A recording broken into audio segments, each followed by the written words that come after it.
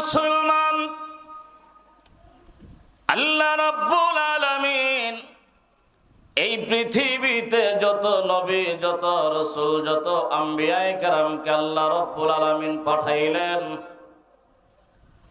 আপনার আমার রহমতের নবী সাল্লাল্লাহু আলাইহি ওয়াসাল্লামকে আমার আল্লাহ উপাধি দিয়েছেন রহমতের নবী, রহমাতাল লিল আলামিন, ইমামুল মুরসালিন, সাইয়্যিদুল মুরসালিন, খাতামুন নবীন। এই উপাধিগুলি পৃথিবীর অন্য কোনো পয়গম্বর লাভ করতে পারে নাই।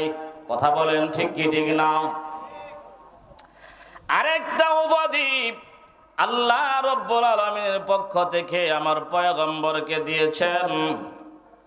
আল্লাহ তাআলা কোন পয়গম্বরকে যে উপাধি দিয়েছেন, ভিন্ন একটা উপাধি দিয়েছেন আপনার আমার পয়গম্বরকে। আল্লাহ রাব্বুল আলামিন বলেন, ওগো আমার নবী, আপনি হইলেন হাবিবুল্লাহ। আমাদের নবীজিকে আল্লাহ তাআলা হাবিবুল্লাহ উপাধি দিয়েছেন আমার নবীর মর্যাদা বোঝানোর জন্য। আমার ভাই, আমাদের জাতির পিতা ইব্রাহিম আলাইহিস সালাতু ওয়াস সালামের উপাধি হইল খলিলুল্লাহ। খলিলুল্লাহ অর্থ হলো আল্লাহর দোস্ত, হাবিবুল্লাহ অর্থ হইল আল্লাহর মাহবুব, আল্লাহর দোস্ত। তবে এর মধ্যে পার্থক্য হলো খলিলুল্লাহ আল্লাহর দোস্ত এর অর্থ হলো যিনি আল্লাহকে পছন্দ করেন, আল্লাহকে ভালোবাসেন, যিনি সবচাইতে বেশি ভালোবাসেন আল্লাহকে, যার বন্ধুত্ব আমার আল্লাহর সাথে, তাকে বলা হয় খলিলুল্লাহ। আর হাবিবুল্লাহ বলা হয় আল্লাহ পাক রব্বুল আলামিন যার সাথে ভালোবাসা রাখেন। সুবহানাল্লাহ। আল্লাহ রাব্বুল আলামিন আল্লাহর তরফ থেকে আল্লাহর পয়গম্বর, আখির জামানার পয়গম্বরকে বলেছেন, আনতা হাবিবুল্লাহ, ওগো আমার নবী, আপনি হইলেন হাবিবুল্লাহ। অন্যান্য নবীরা আমি আল্লাহকে ভালোবাসেন, আর আমি স্বয়ং আল্লাহ আপনি নবীকে ভালোবাসি।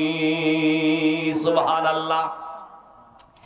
এই জন্য মুফাসসিরিনে কেরাম বলেছেন, এই পৃথিবীর সবচাইতে দামি স্থানের নাম হলো মক্কা নগরীর খানে কাবা যেখানে আছে, ওই স্থানের মর্যাদা আমার আল্লাহর কাছে সবচাইতে বেশি।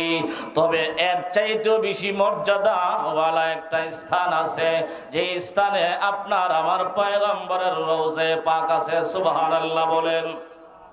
এর দ্বারা বোঝা গেল আল্লাহর তামাম পৃথিবী, আল্লাহর গোটা জমিনের মধ্যে সবচাইতে দামি স্থান হলো আপনার আমার পয়গম্বরের রওজা শরীফ। কথা বলেন ঠিক কি না? মুসলমানদের পুণ্যভূমি আরেকটি হলো যার উদ্দেশ্যে মুসলমানেরা পৃথিবীর আনাজ কানাজ থেকে সফর করা বৈধ। 3 নম্বর স্থানের নাম হলো মসজিদে আকসা। মিনাল মসজিদিল হারামি ইলাল মসজিদিল আকসা। আল্লাহ পাক রব্বুল আলামিন সূরা ইসরাতে আলোচনা করেছেন মসজিদে আকসার কথা। বাইতুল মাকদিস, যেটাকে আমরা বাইতুল মুকাদ্দাস বলি, সেই বাইতুল মাকদিসের উদ্দেশ্যে যার নাম স্বয়ং আল্লাহ নিজে কোরআনে রেখেছেন মসজিদে আকসা, সেই ফিলিস্তিনের জেরুজালেমের ফিলিস্তিনে অবস্থিত সেই মসজিদে আকসা বাইতুল মাকদিসের উদ্দেশ্যে গোটা পৃথিবীর আনাজ কানাজ থেকে মুসলিমদের জন্য সফর করা, সেই উদ্দেশ্যে যাওয়া, মসজিদের উদ্দেশ্য করে যাওয়া, সেটা বৈধ এবং সওয়াবের কাজ। সুবহানাল্লাহ।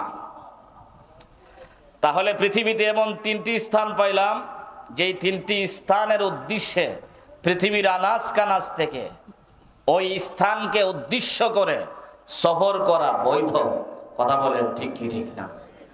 3 নাম্বার স্থানের নাম পাইলাম মসজিদে আকসা, বাইতুল মাকদিস।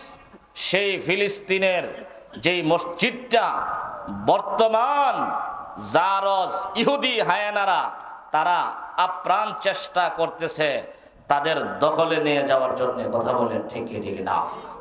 আমার ভাই, এই মসজিদে আকসা ফিলিস্তিনের মসজিদ, এই মসজিদের পিছনে অনেক ইতিহাস, অনেক রহস্য রয়ে গেছে। যেই মসজিদটা সুপ্রসিদ্ধ নবী হযরত সুলাইমান আলাইহিস সালাতু ওয়াস সালামের আব্বা দাউদ পয়গম্বর নির্মাণ কাজ শুরু করেছিলেন।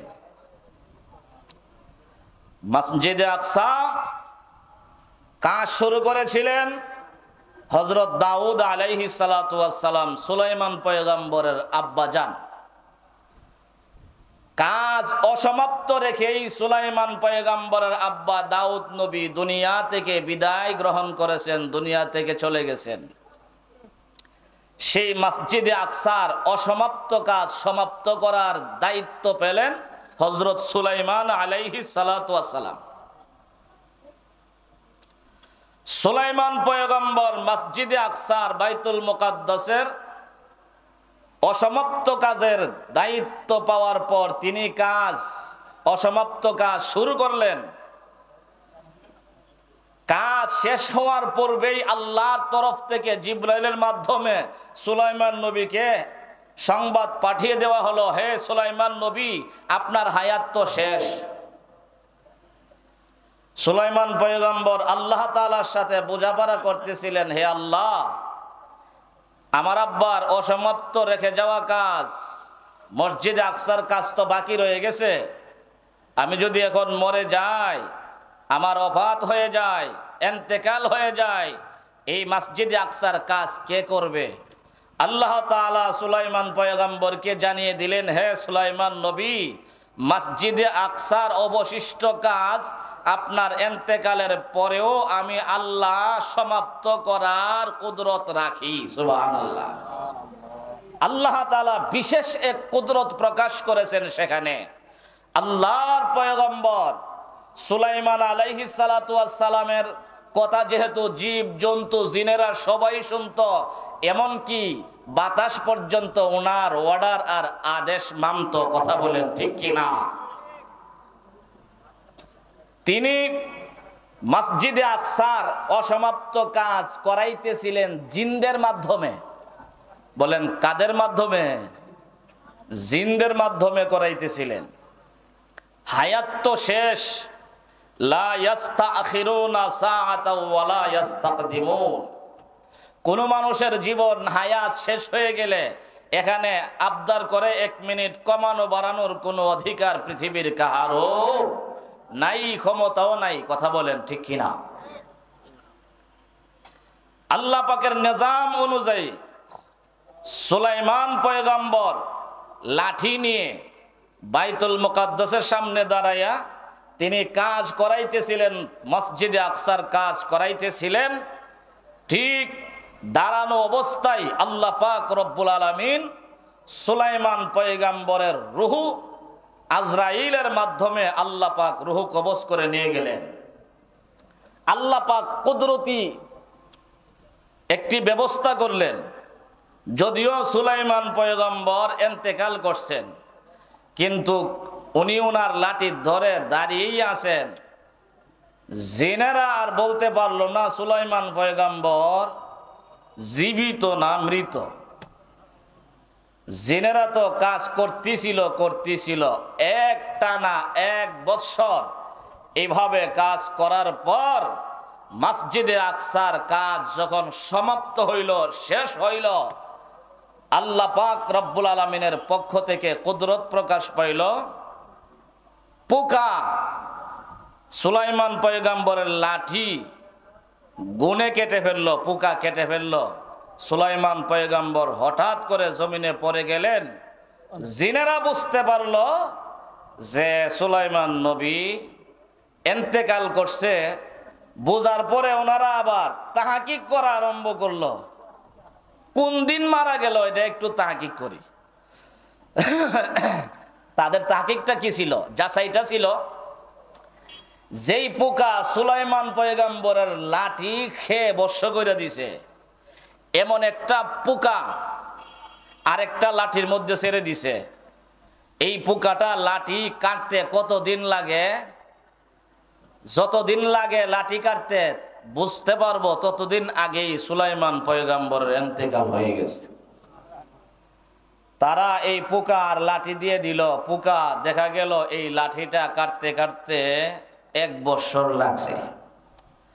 এই জিনেরা বুঝতে পারলো যে সুলাইমান নবী আজকে থেকে 1 বছর আগেই দুনিয়া থেকে বিদায় হয়ে গেছে। হাই আফসোস, যদি জানতাম তাহলে আর কাজ করতাম না। নাউজুবিল্লাহ। জিন তো জিনই, কথা বলেন ঠিক কিনা? এরা মূলত ভয়ে কাজ করছে, আন্তরিকতার সাথে কাজ করে নাই। আমার ভাই, যেই মসজিদে আকসা আল্লাহর পয়গম্বর দাউদ পয়গম্বরের মাধ্যমে আল্লাহ কাজ নিয়েছেন, যেই মসজিদে আকসার কাজ নিয়েছেন আল্লাহর বিশিষ্ট পয়গম্বর সুলাইমান পয়গম্বরের মাধ্যমে, ও মুসলমান, সেই মসজিদটা যুগে যুগে মুসলমানেরা সেখানে নামাজ কায়েম করে, মুসলমানদের দখলেই ছিল। আজকে যদি ইহুদি গোটা মুষ্টি, গোটা পৃথিবীতে, মাত্র গোটা পৃথিবীতে হিসাব করলে বর্তমানে 2 কোটি ইহুদি হয় না। মাত্র কয় কোটি? 2 কোটি ধরেন না। গোটা পৃথিবীতে ইহুদির সংখ্যা 2 কোটি। আর বর্তমান হিসাবে গোটা পৃথিবীতে মুসলমানদের সংখ্যা বলেন 200 কোটিরও বেশি। গবেষকরা গবেষণা করে, তারা তাদের গবেষণা প্রকাশ করেছে আগামী 2050 সালের ভিতরে গোটা পৃথিবীতে মুসলমানদের সংখ্যা থাকবে সবচাইতে বেশি। অর্থাৎ বর্তমানে খ্রিস্টানদের সংখ্যা সবচাইতে বেশি, তারা হলো 350 কোটি। বলেন খ্রিস্টানদের সংখ্যা কত কোটি? 350 কোটি। মুসলমান 200 কোটি প্লাস বর্তমানে। তো প্রতি বৎসর মুসলমানদের ঘরে, মুসলমানদের রাষ্ট্রে মুসলমান হিসেবে যত সন্তান জন্ম লাভ করে, গবেষকরা গবেষণা করে দেখেছেন আগামী 50 সালের ভিতরেই মুসলমানদের সংখ্যা এই পৃথিবীতে খ্রিস্টানদের চাইতে অনেক গুণে বেড়ে যাবে। তো ইনশাআল্লাহ গোটা পৃথিবীতে মুসলমানের সংখ্যা এখনো কম না, ভবিষ্যতেও কমবে না, বরং বেদিন থেকে বাড়বে। আজকে মুষ্টিময় শুধুমাত্র গোটা পৃথিবীতে আল্লাহর জমিনে 200 কোটি ইহুদি যদি আমাদের সেই ঐতিহ্যবাহী আল্লাহ